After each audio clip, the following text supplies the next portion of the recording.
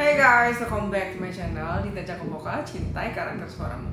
Dari video kali ini aku akan membahas Q&A part 2 untuk teman-teman yang mau mendalami vokal. Let's go. Oke, sebelum kita lanjut, jangan lupa buat teman-teman untuk bantu subscribe, like, comment, and share biar saya selalu memberikan konten-konten yang bermanfaat nih buat teman-teman yang mau mendalami vokal. Oke, ini questions. Ini yang pertama ya, kita baca dulu. Dari Sutarjo Makmur gitu ya. Kak, gimana sih caranya membangun mental di panggung? Matur suwun. Oke, sami-sami. Oke, tipsnya simple banget. Yang pertama itu kalau kita lagi performance, jangan melihat ke depan itu tapi langsung ke kontak mata. Karena biasanya penonton itu mungkin lagi merhatikan kita kayak gini, atau lagi tertawa, mungkin bukan tertawa, kita lagi perform. Jadi memecahkan fokus dan menambah nervous. Nah itu kalau bisa ketika kalian perform, lihat ke depan, itu lihat di atas kepala penontonnya. Jadi walaupun ke atas, walaupun ke depan, jadi walaupun ke depan tuh kita tetap percaya diri, jadi nggak terlalu mengganggu orang tuh mau berpendapat apa. Jadi kita akan lebih siap performnya gitu.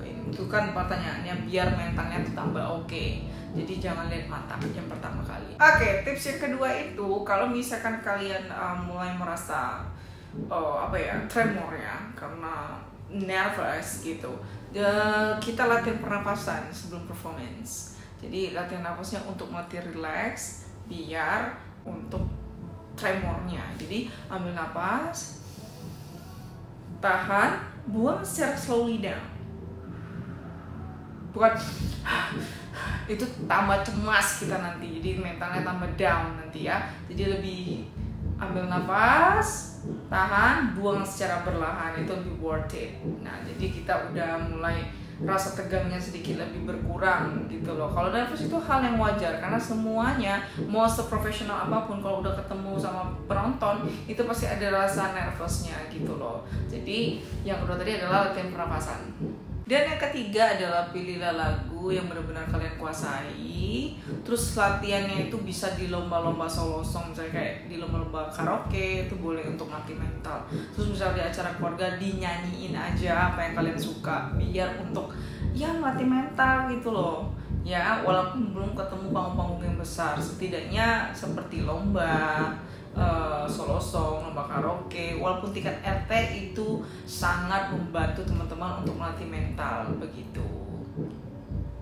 Oke, ini question number 2. Jadi questionsnya Kak mau naik, ini dari Ray Gaming 7564. Kak mau nanya cara belting itu apa sama seperti ngeden? Oh enggak, dia tuh bukan ngeden ya. Kalau ngeden itu malah teknik nada tinggi yang salah. Karena itu bisa menyebabkan cedera ya teman-teman, nggak boleh. Jadi sebenarnya tinggi atau suara tinggi itu dalam pengertiannya kan belting. Belting itu pita suara yang dicekek. Nah pita suara dicekek itu otomatis itu teriak. Jadi sebenarnya nada tinggi itu teriak, tapi nggak teriak-teriak sembarangan ya, bukan ngeden. Itu nggak boleh, itu terjadi cedera. Makanya pas ketika nada tinggi itu nggak pernah bisa-bisa gitu loh. Nah tips yang pertama itu ketika belting itu harus plong dulu dari bagian diafragmanya. Ketika dikeluarkan melalui mulut itu plong tidak ada rasa tertahan di bagian tenggorokan. Nah itu nggak boleh. Jadi kalau misalnya nada tinggi itu harus plong dulu kan dari diafragmanya. Jadi plong dulu nih. Nggak boleh nah itu baru ngeden. Beda dengan itu keluar banget. Harus totalitas keluarnya, emang bener-bener nggak ada suara yang tertahan sama sekali. Jadi bukan ngeden belting itu ya. Misalkan cinta. Wow. Jadi kalian bisa apa ya kalau dibilang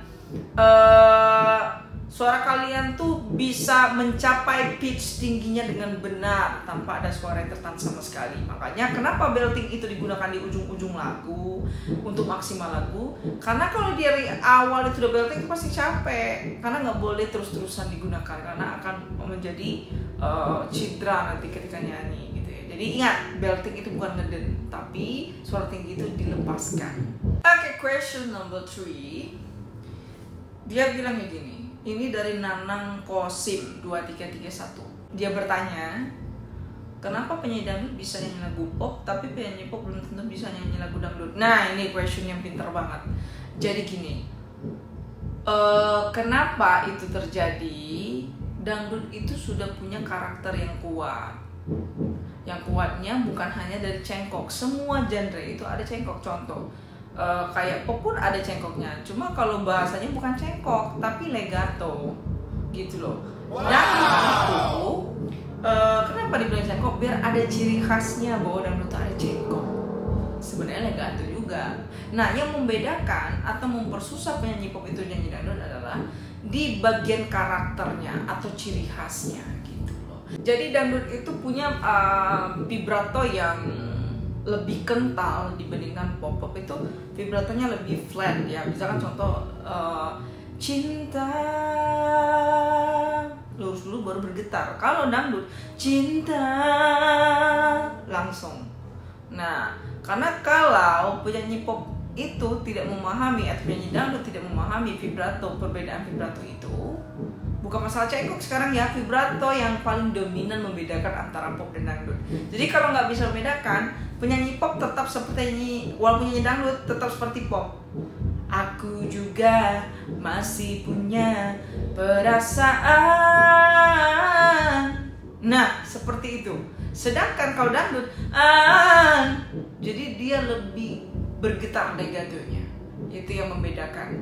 Jadi vibrato itu paling penting membedakan antara pop dan dangdut. Makanya, jadi secara simpelnya, kenapa nggak bisa penyanyi pop nyanyi lagu dangdut? Karena pertama ciri khas dangdut itu kalau dibilang cengkoknya atau vibratonya itu lebih strong, lebih kuat dan lebih bergetar. Sedangkan pop itu untuk hitungan beatnya adalah hitungan pasti. Tep, tep, tep, tep.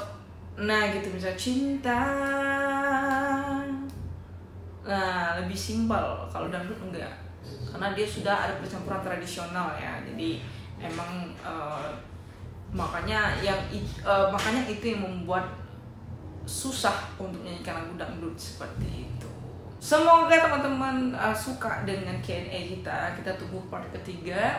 Boleh tanya langsung di kolom komentar aku, siapa tahu aku bisa menjawab gitu. And thanks for watching, bye.